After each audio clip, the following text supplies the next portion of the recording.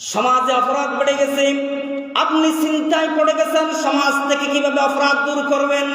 চিন্তার কোনো কারণ নাই, সমাজের ভিতরে আপনি নামাজ প্রতিষ্ঠা করে দেন, সমাজ থেকে অপরাধ এমনিই দূর হয়ে যাবে। আমার আল্লাহ ঘোষণা করেছেন, ইন্নাস সালাতা তানহা আনিল ফাহশাই ওয়াল মুনকার। নিশ্চয়ই নামাজ মানুষকে খারাপ কাম থেকে বিরত রাখে। আপনার সমাজে জেনার পরিবেশ বেড়ে গেছে, আপনি নামাজ চালু করে দেন। আপনার সমাজে সুদী কারবারি বেড়ে গেছে, আপনি নামাজ চালু করে দেন। আপনার সমাজে ইয়াবাকুর বেড়ে গেছে, আপনি নামাজ চালু করে দেন। আপনার সমাজে বেকারত্ব বেড়ে গেছে, বেয়াদব বেড়ে গেছে, নামাজ চালু করে দেন।